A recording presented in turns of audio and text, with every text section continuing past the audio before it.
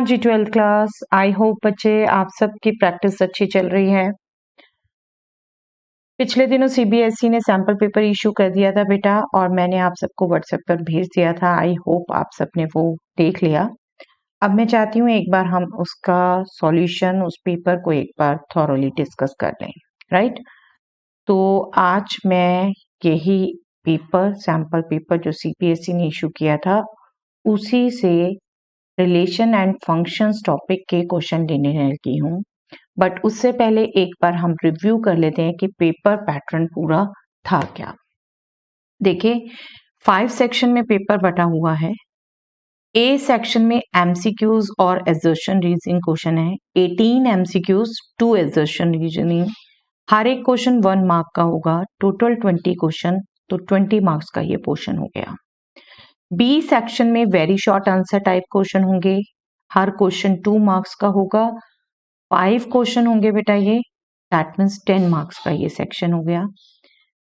C section में short answer type question होंगे, जो 3 मार्क्स का हर एक क्वेश्चन रहेगा।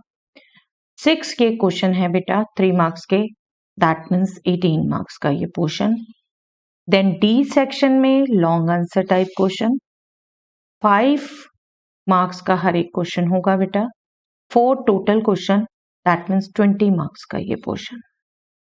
And after that E section में source based, case based, passage based, integrated units of assessment, ये आपके टॉपिक्स रहेंगे।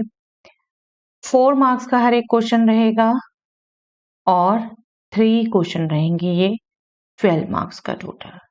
और इन सभी डिफरेंट सेक्शंस का टोटल 80 मार्क्स। आपको पता है थ्योरी पेपर आपका 80 मार्क्स का होता है बेटा, इंटरनल असेसमेंट 20 मार्क्स का। ओके, तो चलिए आज हम लेते हैं बेटा topic unit 1 relation and functions के क्वेश्चन। और सबसे पहले उसमें क्वेश्चन जो आया है सैंपल पेपर में है असर्शन रीजनिंग क्वेश्चन है बेटा। 1 मार्कर में और कोई क्वेश्चन नहीं है उनका। असर्शन रीजनिंग बेस्ड क्वेश्चन मैं आपसे मैक्सिमम टॉपिक के डिस्कस कर चुकी हूँ। आई होप आप समझते हैं, but let us discuss again. क्या रहेगा बेटा, इसमें 2 स्टेटमेंट्स दी होंगी हर एक क्वेश्चन में। और okay, late us just read. In the following questions A statement of assertion A is followed by a statement of reason R. Choose the correct answer out of the following choices. इन में से कौन सी choice इस question के लिए ठीक है वो आपने चूज करनी है। ये एक्चुअल में ये ऊपर की हेडिंग आपकी दोनों क्वेश्चन के लिए सेम आएगी। Then question 19 and then question 20। Question 19 अभी था सिर्फ रिलेशन फंक्शंस का, तो वही डिस्कस कर रही हूँ मैं। क्या होता है, आप स्टेटमेंट देखो गौर से, स्टेटमेंट को समझो, दोनों में से कौन सी सही है, दोनों सही है या एक गलत है, ये आप चेक करिए। अगर दोनों सही है तो आपने देखना है कि क्या ये आर स्टेटमेंट, रीजन स्टेटमेंट, इस वाली स्टेटमेंट का करेक्ट एक्सप्लेनेशन है। रीजन वर्ड से ही पता चल रहा है बेटा कि क्या ये इसका करेक्ट रीजन है इस स्टेटमेंट का। तो अगर है तो ए चूज करिए, और अगर नहीं है, करेक्ट एक्सप्लेनेशन नहीं है, दोनों अपने आप में ठीक है बट करेक्ट एक्सप्लेनेशन नहीं है, तो बी चूज करिए। अगर असर्शन ट्रू है, रीजन फॉल्स है, फर्स्ट ट्रू है, सेकंड फॉल्स है, तो सी चूज करिए। अगर असर्शन फॉल्स है, रीजन ट्रू है, तो डी चूज करिए। ओके, ये आपने करना है। चलिए, अब जो सैंपल पेपर में क्वेश्चन था उसमें असर्शन क्या है, the domain of the function sec inverse 2x is this. Yes, domain के क्वेश्चन मैंने आपको पहले भी कहा था बेटा, डोमेन के क्वेश्चन आ सकते हैं। तो डोमेन के questions, okay, let me just recall you. Sec inverse 2x कहा है बेटा। सेक इनवर्स थीटा का डोमेन क्या होता है बेटा, just recall yourself. Sec inverse theta function का डोमेन r -(-1) ओपन इंटरवल, यही होता है।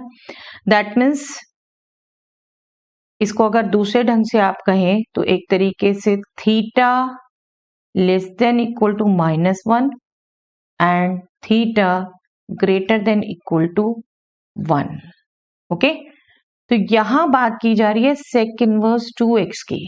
आपने यही स्टैंडर्ड जो आपने याद कर रखा है डोमेन, उसी को यूज करना है। बट यहाँ थीटा की जगह है 2x, 2x है तो दैट मीन्स हम कह सकते हैं 2x is actually less than equal to -1 and 2x is greater than equal to 1। Okay, और अब इसके डोमेन की बात क्या क्या मतलब x क्या वैल्यू ले सकता है, राइट? जब आपको कहा है y is equal to F X function है तो x क्या वैल्यू ले सकता है, दैट इज डोमेन, और y क्या वैल्यू ले सकता है, दैट इज रेंज। सिंपल सी बात याद रखा करो। तो sec इनवर्स 2x ये y फंक्शन है, इसका डोमेन पूछा है, दैट मीन्स x क्या वैल्यू ले सकता है। जब ये 2x ये सेटिस्फाई कर रहा है तो सिंपली इसको आप सॉल्व कर लें, x will be less than equal to -1/2 and x will be greater than equal to 1/2। Transpose कर दिया आपने 2 को, है ना। 2 सिर्फ पॉजिटिव नंबर है तो इनइक्वालिटी चेंज नहीं होगी, जस्ट ये -1 डिवाइडेड बाय 2 हो गया, ये 1 डिवाइडेड बाय 2 हो गया।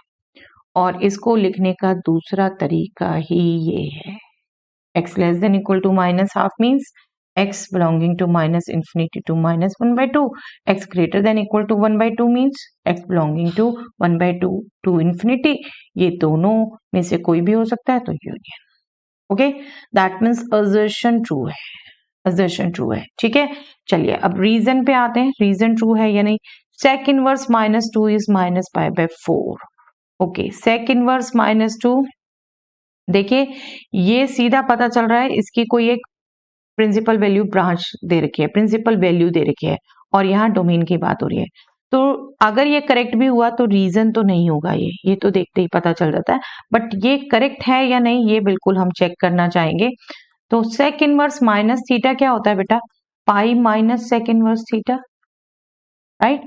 और 2 वैल्यू सेक की कब होती है, टेबल से आई होप आपको याद है, 2 वैल्यू कब होती है, जब हाफ वैल्यू कॉस की होती है। कॉस की हाफ वैल्यू कब होती है, π/3 पर, पाई माइनस π/3 दैट मीन्स 2/3, और ये तो -π/4 दे रखा था तो ये टोटल रॉन्ग है। ओके, तो एक स्टेटमेंट ट्रू है, एक स्टेटमेंट फॉल्स है, रादर assertion ट्रू है, रीजन फॉल्स है, that means C is the answer, assertion true reason false. Okay, चलिए I hope it is clear. Yes, अब वेरी शॉर्ट आंसर में 1 क्वेश्चन रहा है बेटा इस टॉपिक का, 2 marker question. Find the value of sine inverse sine 13π/7। हमने क्या करना है बेटा, इसकी वैल्यू फाइंड आउट करनी है, और इसमें आपका रिजल्ट यूज होता है।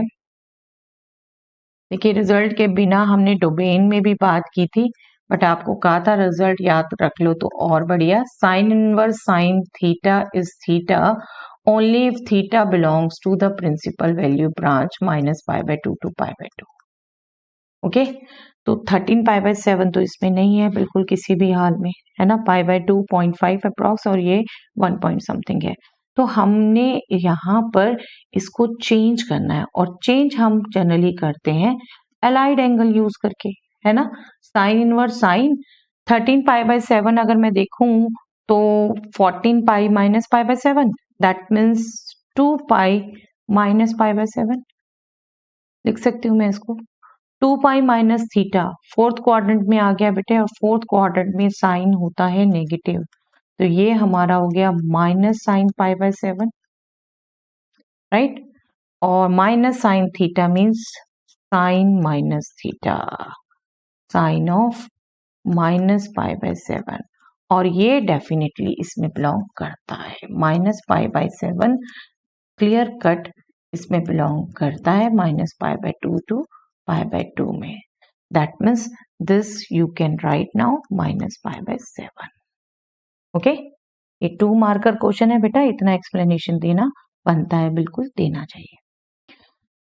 इसके ऑप्शन में भी एक क्वेश्चन है बेटा, prove that the function f is surjective where f from n to n such that this is the function injective, justify your answer. आपको ये प्रूव करने को कहा है कि ये सर्जेक्टिव है, और ये भी पूछा है कि इंजेक्टिव है। बिल्कुल बुक का क्वेश्चन है बेटा, और ये 2 मार्क्स में दिया हुआ बेटा, लंबे लंबे चौड़े एक्सप्लेनेशन की जरूरत नहीं है, आपको बिल्कुल जैसे शॉर्ट में मैंने बुक के क्वेश्चन में समझा रखा है बिल्कुल वैसे ही कर सकते हैं आप। देखिए सर्जेक्टिव के लिए क्या कर सकते हैं हम, सब्जेक्टिव के लिए सिंपल इसका हम रेंज कैलकुलेट करें और कोडोमेन हमें n दे रखा है। अगर रेंज और कोडोमेन इक्वल हो गए दैट मीन्स ये सब्जेक्टिव हो गया। रेंज क्या है बेटा? रेंज इसकी क्या है? देखिए हमने रखनी भी वैल्यू नेचुरल नंबर से है। 1 रखा 1 + 1/2 1 आ गई। 2 रखा 2/2 1 आ गई। तो 1 और 2 दोनों पे वैल्यू 1 आई। और 3 रखा 3 + 1/2 2 आ गई। 4 रखा 4/2 2 3 और 4 दोनों पे 2। ऐसे ही 5 और 6 दोनों पे आप चेक कर सकते हो 3। 7 और 8 दोनों पे 4। इसी ढंग से नेचुरल नंबर्स वैल्यू ही आएगी। नेचुरल नंबर वैल्यू जो आएगी दैट मीन्स रेंज जो कि नेचुरल नंबर्स का सेट है और कोड डोमेन भी नेचुरल नंबर्स का सेट है। कोड डोमेन क्या होता है बेटा फंक्शन में? सेकंड सेट, वो भी नेचुरल नंबर का सेट है। और ये जब दोनों इक्वल होते हैं दैट मीन्स एफ जो फंक्शन है वो सर्जेक्टिव होता है। ओके, ये सर्जेक्टिव है फंक्शन। Now injective. इंजेक्टिव आप देखो तो बेटा हम इसी को डिस्कस करते करते बात कर चुके हैं। इंजेक्टिव है या नहीं, late us just check. f(1) हमने बात की बेटा 1 है। f(2) भी 1 है। दो values in domain have same image, that means 1 and 2 have same image. ठीक है, that means f is not injective, rather it is many one. Injective means 1 1 और injective नहीं है ये many one. Okay, clear? I hope it is simple to do. 2 marks में इतना more than enough है बेटा। चलिए 5 मार्कर में भी 1 क्वेश्चन है बेटा इस यूनिट से and that is specially from equivalence relation. Inverse trigonometry से तो आपको पता है बेटा, इनवर्स ट्रिग्नोमेट्री से सिर्फ प्रिंसिपल वैल्यू ब्रांच आने वाली है। ये क्वेश्चन है बेटा 5 मार्क्स में। Define the relation R in the set n cross n as follows. For AB and CD belongs to n cross n, AB related to CD if and only if AD is equal to BC. AD is equal to BC. ये दोनों element related होंगे जब AD is equal to BC होगा। Simple terms ये कह रखा है। AD first and fourth एक तरीके से आप एलिमेंट कह सकते हैं, BC second and third. Prove that R is an equivalence relation on n cross n. जो A सेट लेते हैं बेटा वो आपका खुद अब कार्टेशियन प्रोडक्ट है। ओके, और उसके एलिमेंट ऑर्डर्ड पेयर होंगे। अब जो सिंगल ए बी एलिमेंट लेते थे अब वो ऑर्डर्ड पेयर्स में है। तो आपने यहाँ क्लियर रहना है। R on n cross n is defined as, कैसे डिफाइंड है? A B related to CD if and only if A into D is B into C. Okay, अब इक्विवेलेंस दिखाना है मींस रिफ्लेक्सिव, सिमेट्रिक, ट्रांजिटिव, तीनों दिखाना है। Reflexive की बात करें बेटा पहले, रिफ्लेक्सिव मींस एलिमेंट खुद से रिलेटेड है। खुद से रिलेटेड है, आप पहले एक एलिमेंट लेंगे, ए बी एलिमेंट ले लिया हमने n क्रॉस n में। अब ये दोनों numbers a and b n में है बेटा, तो can we write A B is equal to B A B is equal to B A because product of natural numbers is commutative. हम दो नेचुरल नंबर्स को जिस मर्जी ऑर्डर में मल्टीप्लाई करें वो प्रोडक्ट सेम होगा, है ना। कॉम्यूटेटिव होता है product of natural numbers. A B is equal to B A, क्या ये A B related to A B नहीं बता रहा बेटे? A B related to A B नहीं बता रहा। फर्स्ट इंटू फोर्थ यही है, सेकेंड इंटू थर्ड यही है, right. A B related to A B हो गया, और ये हमने जनरल एलिमेंट लिया था, दैट मीन्स फॉर ऑल कह सकते हैं हम, for all A B belonging to N cross N, क्योंकि रिफ्लेक्सिव के लिए for all N, for all elements is must. ये तो आपने एक जनरल एलिमेंट लिया था, A B related to A B, element खुद से रिलेटेड होना चाहिए, बिल्कुल वो है, this is true for all A B, that means R is reflexive, okay, R is reflexive. अब सिमेट्रिक, सिमेट्रिक में हम क्या कहते हैं, अगर फर्स्ट एलिमेंट सेकंड से रिलेटेड है तो सेकंड फर्स्ट से रिलेटेड होना चाहिए। तो अगेन हमने यहाँ पर एलिमेंट लेने हैं दो, और ऐसे लेने हैं कि फर्स्ट सेकंड से रिलेटेड है, फर्स्ट सेकंड से रिलेटेड है, A B related to C D है, A B related to C D है, that means A B related to C D से क्या आएगा, A into D is equal to B into C, first into fourth is equal to second into third, okay. और हमें क्या चाहिए बेटा, हमें चाहिए, okay let me just right, C D related to A B, C D related to A B means C B is equal to D A चाहिए, okay. और वो हम लिख सकते हैं बिल्कुल, ये प्रोडक्ट ऑफ नेचुरल नंबर ही है, प्रोडक्ट ऑफ नेचुरल, पहली बात तो A D equal to B C को मैं बिल्कुल B C equal to A D लिख सकती हूँ, ठीक है। फिर मैं बी सी को सी इंटू बी भी लिख सकती हूँ, प्रोडक्ट ऑफ नेचुरल नंबर्स है, ए डी को डी इंटू ए भी लिख सकती हूँ, ओके। तो आपको डायरेक्ट नहीं सूझ रहा मुझे यहाँ क्या क्या चेंज करना है, कोई बात नहीं, क्या लाना चाहते हैं उससे देखिए, जब फर्स्ट एलिमेंट सेकंड से रिलेटेड है तो मुझे second element related to first दिखाना है, उससे क्या आ रहा है बस उसके अकॉर्डिंग चलिए, और देखिए कुछ भी नहीं था, ये नंबर्स का प्रोडक्ट है, लेफ्ट राइट राइट ये चेंज कर दिया हमने पहले, और फिर नंबर्स का ए बी लिखो बी ए लिखो कोई फर्क नहीं है, वही यूज किया हमने, okay. That means C D is related to A B, A B related to C D हमें गिवन था, C D related to A B आ गया, that means R is symmetric. If first element is related to second, implies second related to first, then R is symmetric. Okay? अब क्या रह गया बेटा, transitive, reflexive, symmetric, transitive, तीनों होते हैं तब इक्विवेलेंस हो गया। और ट्रांजिटिव के लिए हमें लेने होते हैं तीन एलिमेंट, तीन एलिमेंट कैसे, ए बी लिया एक लिया सी डी, एक लिया ई एफ, किसमें, एन क्रॉस एन में, बेसिक सेट ए। कैसे कैसे लेने हैं, first related to second, that means A B related to C D and second related to third, C D related to E F. हम show क्या करना चाहते हैं बेटा, हम शो करना चाहते हैं first related to third, okay. पर पहले इससे क्या आता है वो हम लिख लें, हमारे ऑर्डर्ड पेयर्स रिलेटेड है और हमने ऑर्डर्ड पेयर में फर्स्ट एंड फोर्थ से रिलेशन याद रखा है, first into fourth is equal to second into third, बार बार वो खोलने की जरूरत ही नहीं है जब आप ये ढंग से पढ़ लो, क्या था, first into fourth is equal to second into third. ऐसे ही नेक्स्ट में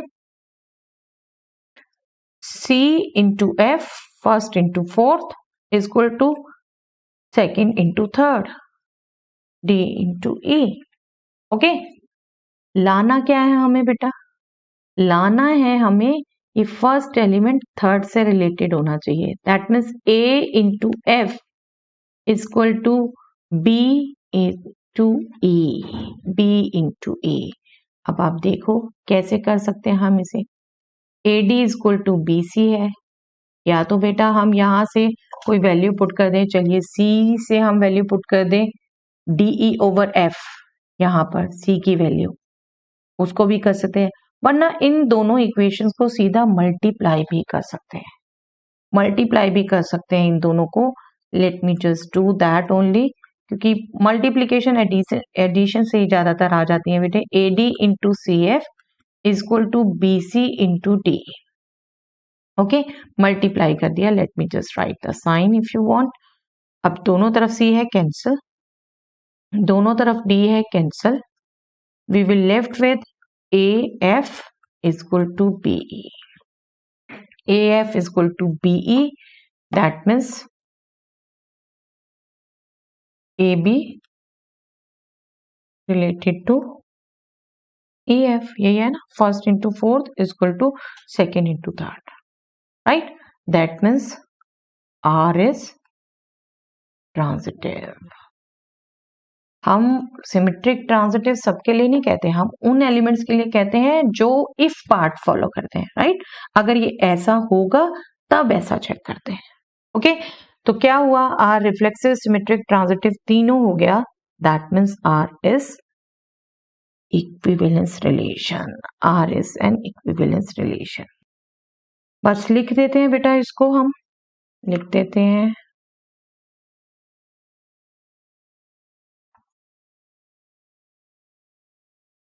Thus R is reflexive, symmetric and transitive. Hence R is an equivalence relation.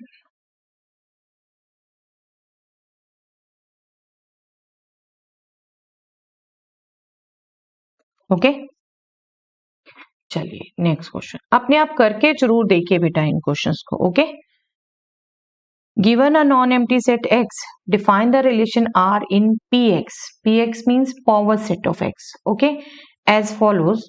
For AB belonging to power set of X, ordered pair AB belongs to R. That means A related to B by the relation R, if and only if A is proper subset of B.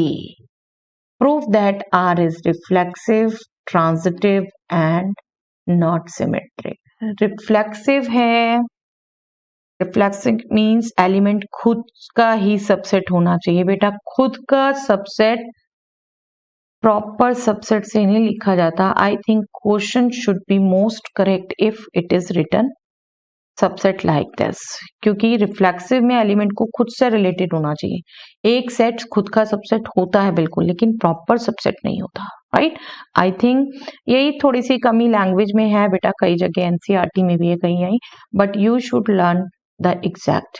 A is a subset of B, proper subset की बात हो रही है.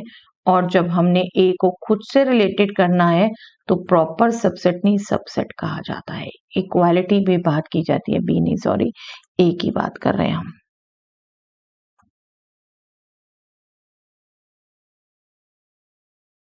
Okay, तो मैं इस question को समझती हूँ it is most correct while writing this sign of subset. Okay, तो चलिए let us just do R on power set of X is defined as AB ordered pair is in R if and only if A is subset of B. Okay, now reflexive. First rather हमने check कर ही लिया बेटे. Reflexive कह रहे हैं हमने A खुद का सबसेट होता है.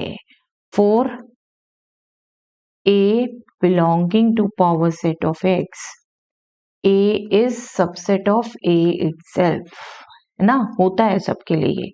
दैट मीन्स इसको यहां पर आप रादर, क्योंकि सीधा स्टेटमेंट ही दे रहे हो, फॉर ऑल ही लिख सकते हो. यहाँ पे एक एक सेट लेने की जरूरत नहीं है, बाद में जनरलाइज करने की जरूरत नहीं है. यहीं पर मैं फॉर ऑल लिख सकती हूँ. आई होप फॉर ऑल का सिंबल भी ध्यान है बेटा आपको. फॉर ऑल हम सिंबल यूज करते हैं, we cut. Okay, that means R is reflexive. ये तो सभी सेट के लिए होगा, सभी सेट खुद के सबसेट होते हैं पर प्रॉपर नहीं. ओके, चलिए चलिए अब देख लेते हैं बेटा सिमेट्रिक. सिमेट्रिक के लिए क्या करना है हमें. चलिए सिमेट्रिक के लिए ले लेते हैं हम दो element power set of x में ऐसे ले लेते हैं, आप ऐसे ले लेते हैं कि ये प्रॉपर सबसेट है। प्रॉपर सबसेट है तब भी सबसेट है, that means A B relation में है, राइट। लेकिन प्रॉपर सबसेट से क्या हुआ, प्रॉपर सबसेट का क्या मतलब होता है, ए अगर प्रॉपर सबसेट है बी का, दैट मीन्स बी में कम से कम एक एलिमेंट एक्स्ट्रा है जो ए में नहीं है ना। तो बी ए का सबसेट तो नहीं होता, राइट। बी ए का सबसेट तो नहीं हो सकता, बी ए का सबसेट नहीं हो सकता, that means B A R में नहीं हो सकता। ओके, क्योंकि बी में एक्स्ट्रा एलिमेंट है, ए से बी में एक्स्ट्रा एलिमेंट होगा तो वो ए का सबसेट कैसे होगा, है ना, उसमें तो एक्स्ट्रा एलिमेंट है ऐसे। तो B A ordered pair R में नहीं होगा, that means R is not symmetric. Okay, R is not symmetric. अब बात करते हैं बेटा ट्रांजिटिव की। बहुत वैसे सिंपल सा क्वेश्चन है, अगर आप लिखने का ढंग समझ जाते हैं इनको तो इनफैक्ट क्वेश्चन मुश्किल नहीं होते, सिर्फ आपकी अंडरस्टैंडिंग चाहिए होती है। ट्रांजिटिव के लिए क्या, हम 3 सेट लेंगे, 3 सेट लेंगे बिलोंगिंग टू पावर सेट। कैसे लेंगे, such that AB and BC both are in R, both are in R, that means both R में है, that means A is a subset of B and B itself is a subset of C. A is a subset of B and B itself is a subset of C. That means A will also be a subset of C. Right, होता है ना ऐसा, एक set दूसरे का subset है, दूसरा तीसरे का सबसेट है, तो पहला भी तीसरे का सबसेट होता है। That means first related to third आ गया बेटा, है ना, फर्स्ट रिलेटेड टू थर्ड आ गया हमारे पास, AC belongs to R, that means R is transitive. तो हमारा प्रूव हो गया बेटा, सीधा लिख देते हैं, R is reflexive and transitive but not symmetric.